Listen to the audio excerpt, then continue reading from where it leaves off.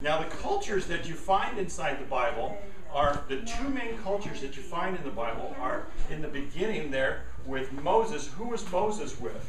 The Egyptians, wasn't he? With the Exodus and everything. So you got all the food coming from the Egyptians. And then the second big group of people are the Romans, the Italians.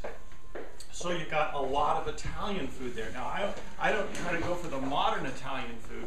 I go for the older Italian food, like the Roman food. Okay? So you get a lot of Roman food in there too.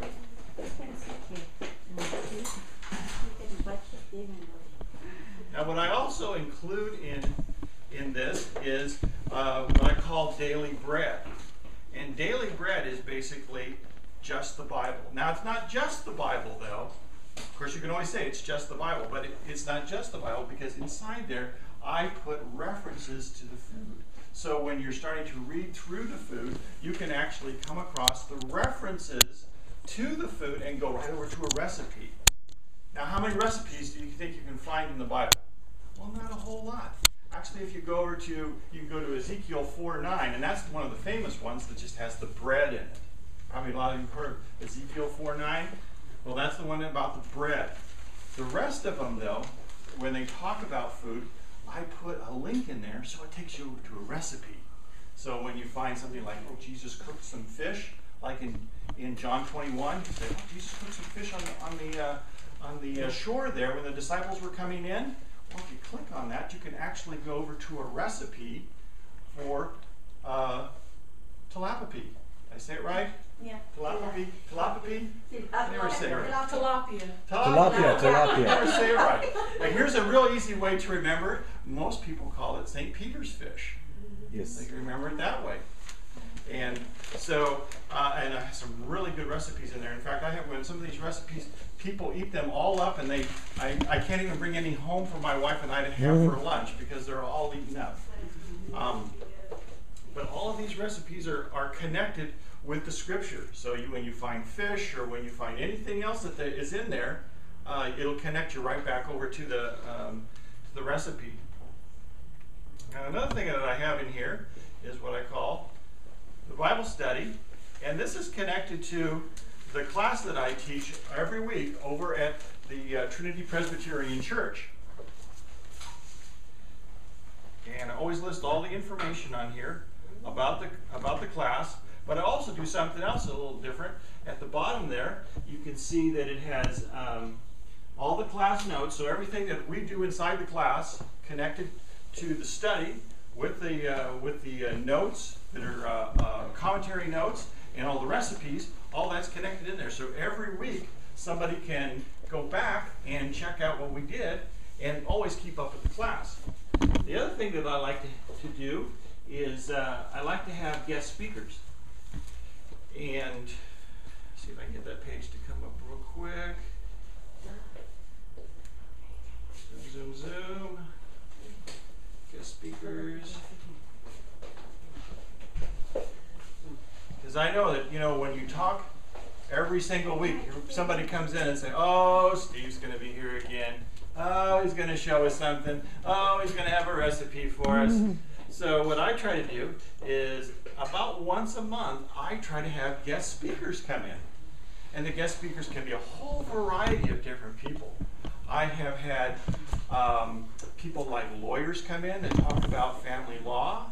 I have had people from different ministries come in. I don't know if you ever heard like Promise Keepers Ministry. They came in. Oh, this link isn't working. There it goes.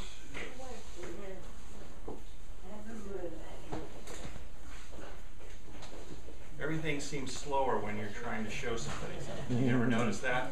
Yes. You ever show somebody something? It doesn't work quite as well. There we go. There's some of the. Now, this lady right over here in the corner, she actually came over here. Do you recognize her? She actually came here one night. She's one of my mom's friends. Her name is Janice Hutchinson. Yeah. She actually came here. She's a writer. She's a Christian writer. She used to be associated with the Mormon Church, and once she got out of the Mormon Church, she wanted to write about it, to tell people about her bad experience there And so she's been on tours a lot, and she goes to universities and speaks, and she's a pretty popular writer.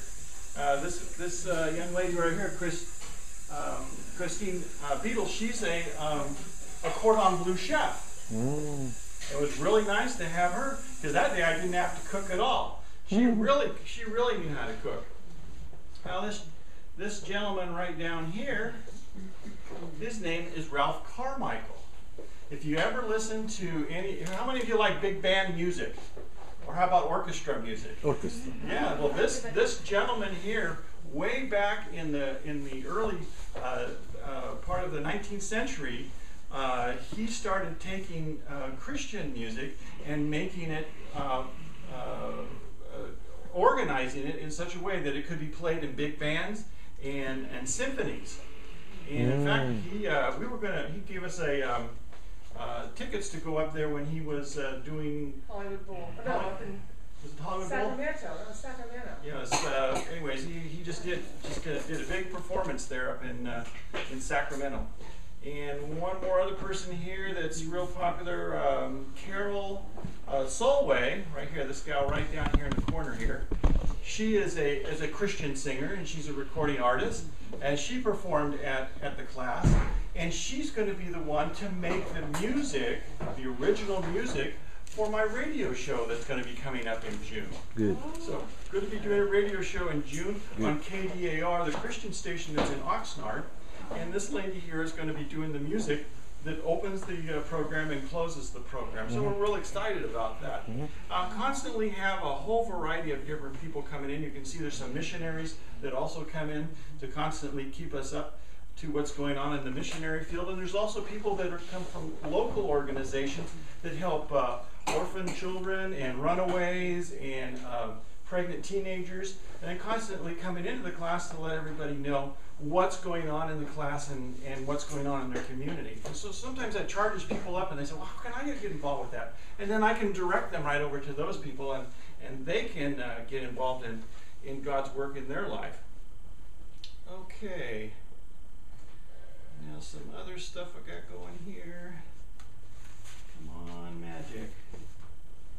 There we go.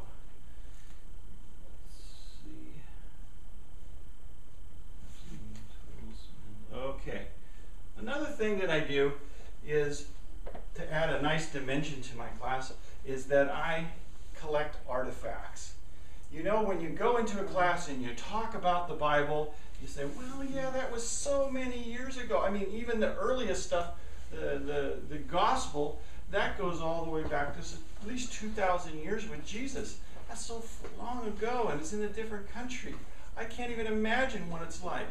Well, if I take out a Roman sword like a gladius, and I let you hold it in your hand, you can see and you can feel the weight of the sword, and you can actually, and it's funny, the people who fall asleep, as soon as I pull out the sword, they wake up. Isn't that funny? That happens all the time in every class. Exactly. But you can hold this in your hand. Here, hold the weight. Just feel the weight to it. Feel the weight. Yeah. That's the kind of sword that the soldiers, the Roman soldiers, had with them. Now this is a reproduction. This is not a real artifact, but this is the kind of sword that they held when they were taking Jesus to the cross.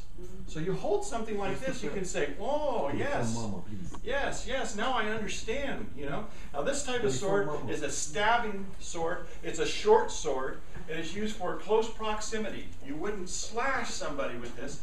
You would poke them with this, because you can see. Look at the point. Look how that works. It's real long and narrow like that. So it's designed for stabbing like that. So that's when you would have a soldier when you had a prisoner with you. Like if you were taking somebody to a cross to crucify them, and that's what the Romans did. Come on. To not only to punish somebody, but to make an example of them, because they're hanging right out there in the open, so you can see them.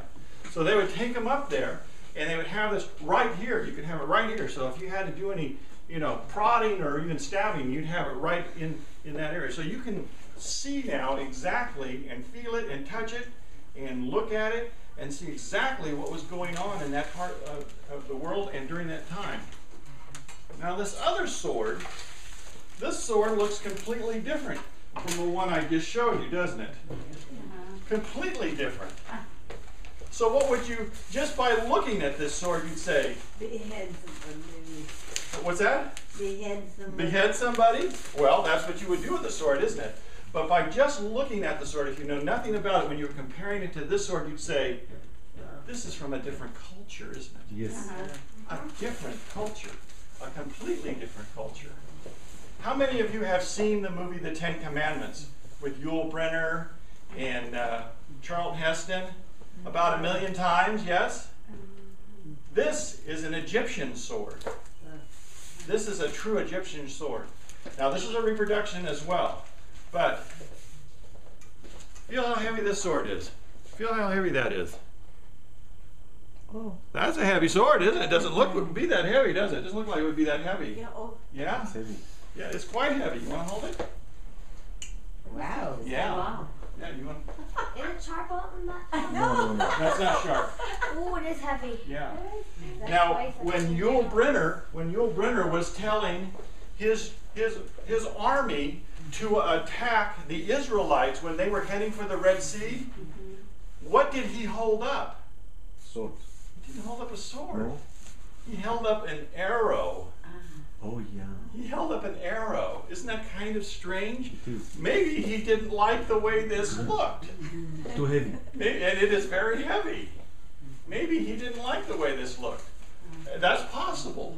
But he was riding in a chariot, and usually in a chariot, an archer rides with him. Because the archer has a long range that he can shoot people. You can't shoot people very well. This is a close range weapon, isn't it? Right? That's about the range you got, just your arm length. And it being so heavy, I mean, you wouldn't want to, couldn't do your horses very well either, holding this thing. So, in his case, him being the Pharaoh, the thing that would be in his chariot would be arrows, because an archer would ride with him to protect him, and the arrows had long range.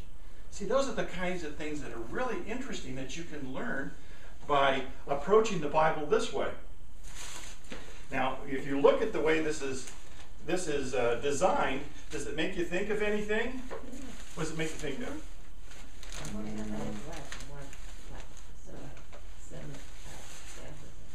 Yeah, for what? For wheat? And then it's very possible that could have been the origin of where this sword came from, is those sickles that were used before the Egyptians actually made it into a weapon. That it was actually a tool for harvesting wheat. So they just modified a tool for harvesting wheat and made it into a weapon. Yes.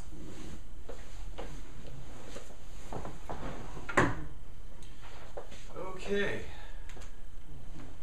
And I put all of these things on my website. I usually group the artifacts into 3 general categories: Jewish, Egyptian, and Roman, though there are a variety of other cultures that are discussed in the Bible. They usually fall, the ones that I usually acquired usually fall into those general categories. Now, we've been studying the book of Isaiah, and the very beginning of the book of Isaiah discusses a very powerful culture that was in the Bible and actually ended up capturing many of the Jews. They're called the Assyrians, and that's a very powerful country during that period of time, which was about 700 BC. And also the Babylonians. You probably heard, a lot of people heard of Babylon, the Babylonians. They were around during that period of time too. These artifacts, to get some of the real ones, and I have a few of the real ones, are quite expensive and difficult to acquire. So very often for purposes like for the class, I end up getting reproductions like these. But they're still interesting.